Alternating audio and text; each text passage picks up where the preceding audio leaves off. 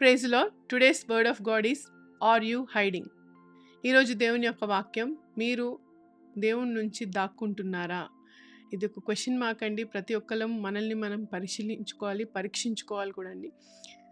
అంటే ఈ యొక్క మాటలో నేను మీతో పంచుకోవాలనుకుంది ఏమి అని అంటే, ఇక్కడ మనం చూసుకుంటే జెనసిస్ చాప్టర్ 3 verse 8లో, then the man and his wife heard the sound of the Lord as God was walking in the garden in the cool of the day, and they hid from the Lord among the trees of the garden అని రాయబడి ఉందండి. దేవుని నుంచి ఆదాము అవ్వ దాక్కొని ఉన్నారంట.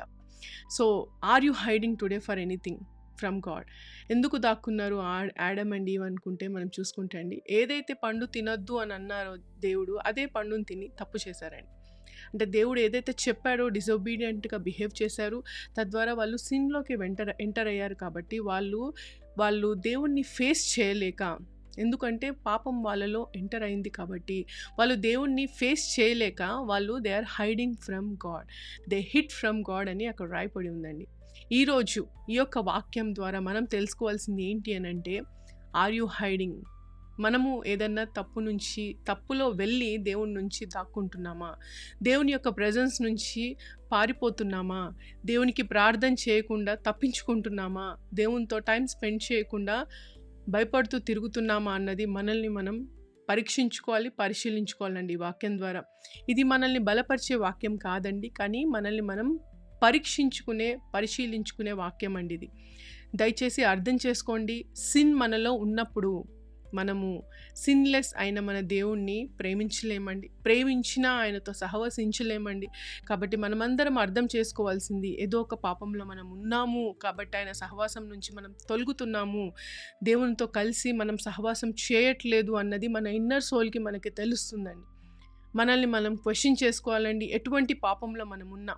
మే it be adultery, may it be idolatry, may it be any kind of sin that you are making in your life.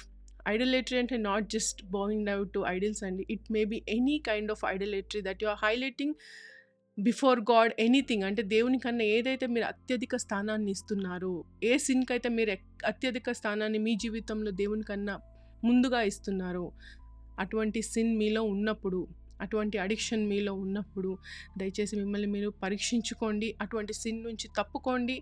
దేవుని నుంచి ఎప్పుడూ హైడ్ అవ్వకండి. ఎందుకంటే మనం ఎక్కడి నుంచి వచ్చాము, ఎక్కడికి వెళ్తాం, అదే ఎటర్నిటీ, అదే మన దేవుడు.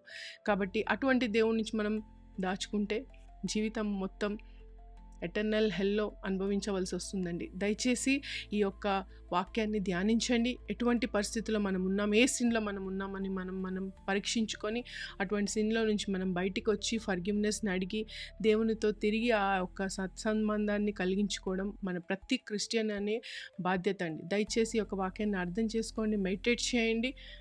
Do not hide from God. దేవుని నుంచి అయితే దాక్కోకండి. ఈ యొక్క చిన్న వాక్యం మిమ్మల్ని ఆశీర్వదించి నమ్ముతూ, షాలోమ్. God bless you.